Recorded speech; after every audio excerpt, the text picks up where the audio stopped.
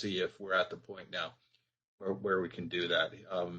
Everybody who's in leading the various efforts that we're working on has felt a fair bit of pressure on establishing timelines and so on through the fact that I've been pushing them to help me set up project plans in order to keep everybody to task, because I've sort of detected a certain ebb of commitment to really move this forward. So I'm trying to encourage people through the use of the project plan to stay on task.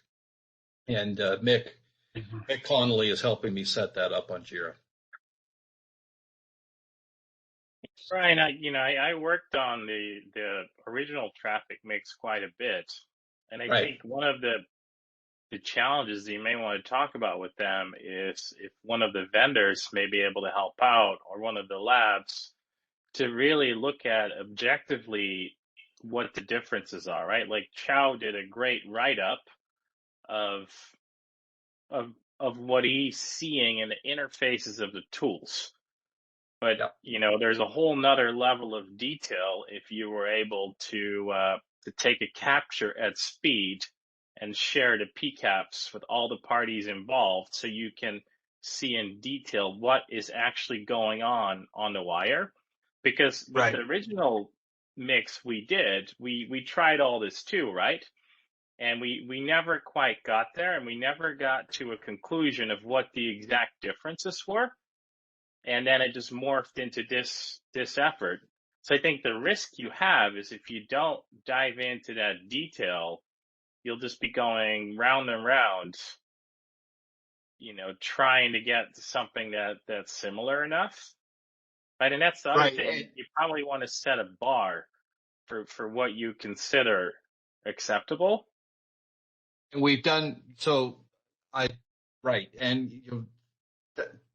So what Yuri is just saying is something that Yuri and I talked about. I think it was 2 or 3 weeks back, and that was part of the discussion on this call that Sam Resch and I had with the test tool vendors, and subsequent emails, basically saying that we need to look down at the app level and see where there's differences, and what we considered a reasonable delta was a 5% variance would be reasonable, no more than 10%, but we would need to be able to sort of get a story behind it when it came to that level of difference. They wanted to be as close as possible. They wanted to be less than 5%, but at least there's some sort of guidance there now. But they are definitely looking at it much more down to the app level. Hey, Brian. We talked about this many times, and based on my experience, it's going to be extremely complex and challenging. And the reason I bring this up again and again is that, do we have a plan B if this doesn't work? For the mix? I have not asked Sam Resch and the team that. We all know. When I was working with NSS Labs, towards the end they decided that just to go away with these mixes and just come up with one protocol at a time, and then take a mix of throughput from all these 5 or 6 different single protocol. I think after years and years of testing, they got to a point that makes sense, and it reduces the complexity and debugging time. So I'm really concerned about this approach, and I think I voiced my concern. And I don't think because I'm seeing the challenges these test tools have just to implement malware stuff, and malware to me is very simple compared to these mixes. And that's what I'm saying. Is there a plan B Is there a deadline milestone for this? Otherwise, we might be doing this for another year. So may I add something, Brian? Yeah, of course. So from ENTC's perspective, I think absolutely we agree it's a complex topic, but it has been on the industry agenda for a long time, and we have a unique opportunity here to get it done once and for all. And maybe we have a better opportunity than NSS Labs has, just because we're a bigger group and we have more consensus among the participants. And everybody's willing to move forward, as Brian has explained. So the only problem is, this is really what we need to do here is we need to provide product development support to all involved test tool vendors. And I'm having a hard time to find all the resources from our team, especially because they are just voluntary resources. So that's my only problem. And if we would have a real project, then I could certainly push it much better forward, and we could also commit to some timelines. Yeah, I mean, there is no question about we need to do it. It's just my concern is it doable within the time frame we have? And so there are multiple aspects to answer the question. So one aspect is, of course, what kind of changes are required by the test tool vendors. If there are any hardware or firmware changes, very difficult. Firmware changes, rather challenging. Only software changes, probably a little bit faster. Of course, I don't want to comment for the guys from Keysight and Spirent here. But so that's one question. And the other question is, how long does it take us to find out? So to really get to this point of the analysis. And that's really just a question to the parties who want to volunteer to run these tests at scale. Theoretically, it could be done in a few weeks if we had a project. But the problem is I always have to slot it in as volunteer work. And of course, I cannot provide so much resources.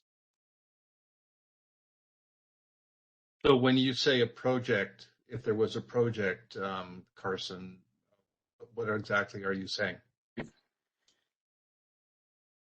Well, I mean, when this whole discussion was brought up, I thought, without any, hesitation or anything, but I had initially envisioned from the way how Samresh started the whole discussion that the vendor labs, the firewall vendors, would provide ample resources to run through these tests. But of course, as it turned out, that's not the case. And as said, all respect, I'm not blaming anybody, but so a project for me would mean that there is a party who keeps everything together and who coordinates stuff in terms of on the technical side, not on the project management side. Right. So part of what I'm hoping to do to address that is, now that the draft work is pretty much completed, I've asked Bala to assist in this area from a testing point of view, particularly from a technical point of view as well, with the support of the folks at ENTC. He is in the process of getting up to speed, and just talked to him yesterday, I believe, and he indicated to me that he thought that he would be ready to hit the ground running sometime next week. I do plan to look back with him on the weekend on that to see how things are going. Is that the level of technical support that you're thinking of, Carson? Does that address that? Yeah, I mean, it sounds good. And I mean, he has access to the test bed at ENTC, so that should be fine. We're happy to support him. I just don't know, I can't speak for Bala, how much time he can provide. Right. Because he also has a day job. Yeah, and I did put that to him, and I asked him, is this something that you think you have the bandwidth to take care of? Now, knowing Bala, he's always very optimistic at what he can and what he can do. So I'm going to have to revisit that with him. But that's where we're at anyway. Okay, maybe we'll see how it goes in the next 3-4 weeks. And then if we have made substantial progress, we'll all be happy people. And if not, we maybe have to revisit the topic of the timeline